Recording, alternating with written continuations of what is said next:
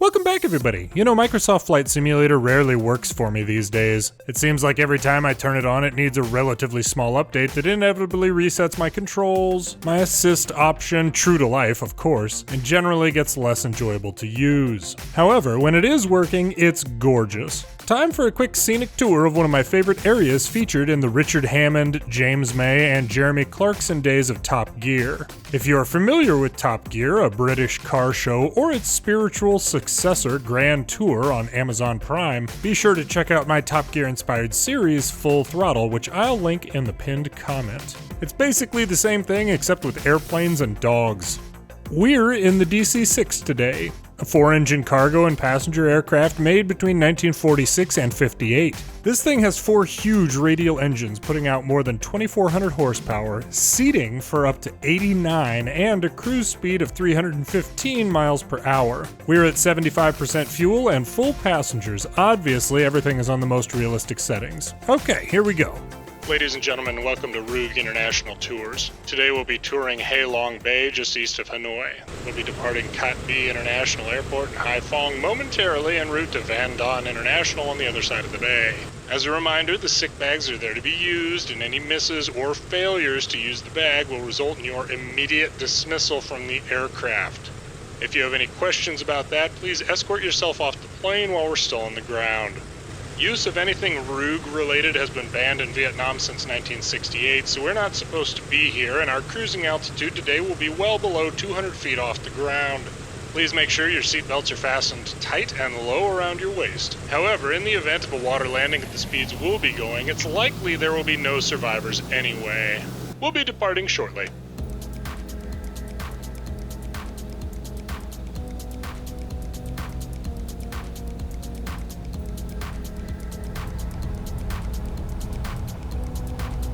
And we're up, gear up. Keep it nice and low.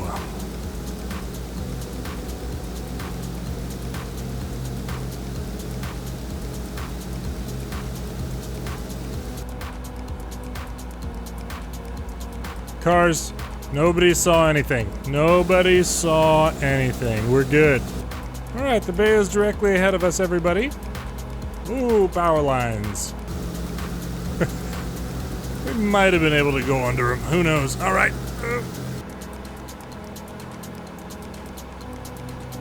Got to work the trim here just a little bit to keep it flying level this low. 100 feet off the ground. That's pretty good. With the altitudes that we're flying at, you know, keep in mind that the tides, I don't know if the tides are actually in here, but if we've got our altimeter set to 2992, and we're basically just using 0 feet as the altitude of the water here, that may not necessarily be accurate. The water may raise and lower a bit based on the tides. I'll also point out here that I've not mastered all of this aircraft's systems, so anyone who has will undoubtedly notice that I'm not doing the things or setting various systems up as you probably would if you were flying it more carefully. I also don't feel bad about having this VFR map up right here because this aircraft in the game has a little iPad looking thing right there. In this particular episode of Top Gear, May, Hammond, and Clarkson were tasked with getting motorcycles and basically going from south to north Vietnam. It's still one of my go-to shows just to turn on sometimes. Absolutely beautiful area here. This is it. Ladies and gentlemen, all around you, Halong Bay. Oh boy. We're clearing, and... Ooh. A little bit snug. I gotta say, I really do enjoy flying these older aircraft where the controls are much more analog than the computers that they have today, you know. Here, when I step on the rudder or, you know, pull back on the yoke, it's pulleys and wires, maybe some hydraulic assistance in certain areas, but it is a lot more feedback. Ooh, that's pretty. That is pretty as long as we don't hit it. The large island to the right is home to Cat Ba National Park. It's a biosphere reserve and home to an endangered white-headed langur, which is a leaf-eating monkey with, you guessed it, a white head. That island is also one of the few out here that has anyone living on it. There are between 1,600 and 2,000 islands out here, and only about 40 of them are populated. However, there are floating communities out here that are entirely on the water. I'm sure they've never seen a plane like this low before. We're kind of out in the middle of the open water here. We gotta stay nice and low to avoid any identification. 100 feet off the ground right now, approximately. You know, and actually flying this low over water is it's tremendously challenging.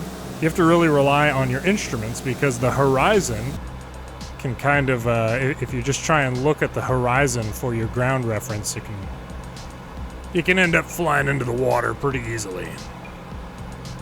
So we've got the center gauge in the middle, which is kind of a rudimentary attitude indicator, and then I'm keeping an eye on my altitude and my vertical speed indicator, which is directly underneath that. Passengers on the left, you're about to get a close encounter of the island kind. Ladies and gentlemen, behind us and to the left is one of Vietnam's first international ports, which began service in the 12th century. See, Ha Long Bay was an exceptional port area as the islands helped shelter the area from rough waters of the Gulf of Tonkin to our right, which is also known as Beibu Gulf, in the northwest region of the South China Sea.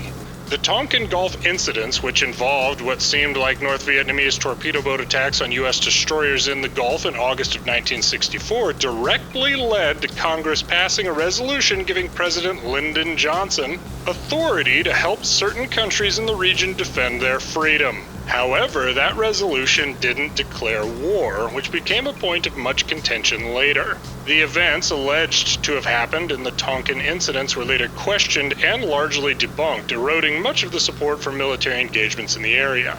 Either way, after the Tonkin Gulf incidents in 1964, things got messy in this region. You know, keeping in mind that the wingspan of this aircraft is 117 feet 6 inches, or about 36 meters, each time we turn, the wing is 50 feet lower than the altitude indicator. Oh boy. Once you get into too steep of a turn, you start losing altitude. Obviously, the simulator doesn't do it justice, but this is one of the most gorgeous areas in the world. Emerald green water with jungle-covered limestone islands. Plus, this whole area was formed due to tectonic movement, not volcanic action, so it's spread out much more than many island chains. To the left is mainland Vietnam. It's a surprisingly gorgeous country, even if the mornings don't smell quite as nice as they used to. We'll be keeping low to try and avoid anyone actually identifying the aircraft and us accidentally creating a Ha Long Bay incident that could be used to start war in the South China Sea. Yup. Is this one of those cities? Is this one of those floating cities right here? By golly. By God. Nope. Luxury personal boat right there. No big deal. No big deal. I'm sure that would be a little bit alarming, having an aircraft from the 50s buzz you. Should be getting pretty close to the airport here. Oh, we got a little bridge. Don't want to hit the bridge. You still can't go under them in most places also, by the way. We're what, 2 years into Microsoft Flight Simulator? Still can't go under bridges in most places. It's cool. It's cool. Well, airfield should be right here. Nothing. Well, hilariously, it looks like Microsoft Flight Simulator doesn't have this airport in it. A bit of background, Van Don International started operation in 2018 and construction began at least 3 years before that.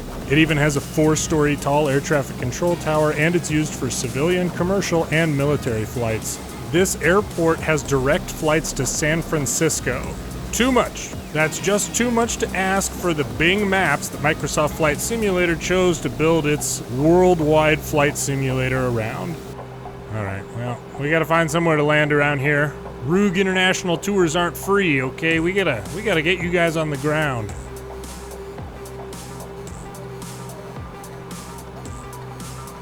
Let's see, what do we have? Definitely a city.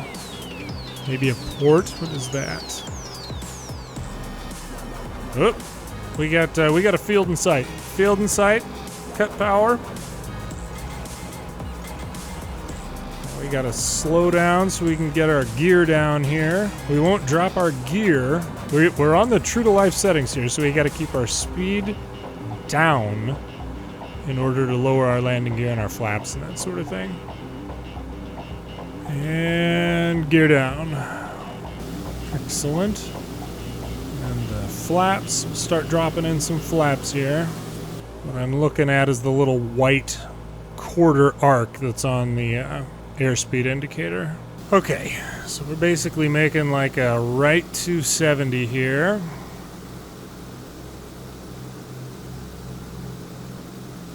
Ladies and gentlemen, the runway we had planned to land at does not exist in this particular universe.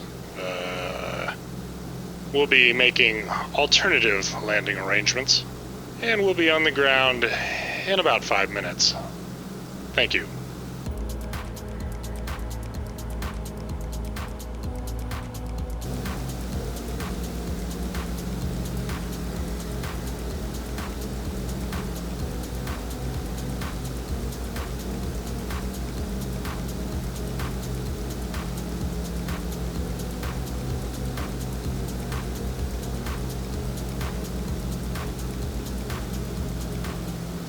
Alright, trying to keep the speed down here and not hit the mountain. My gosh, okay, full flaps. This thing's flaps are like apocalyptic. They point like almost straight down. Well, there it is. There's our runway. What do you think that is? Is that a road? Oh, chop and drop. Here we go. Runway is made. I know I can Tokyo drift this thing if I need to. Here we go.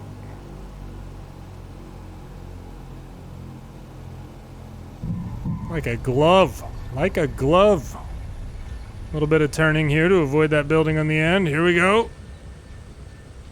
Oh, whoa. All right. Flight simulator flying car there above this road. Let's get out of the way of that.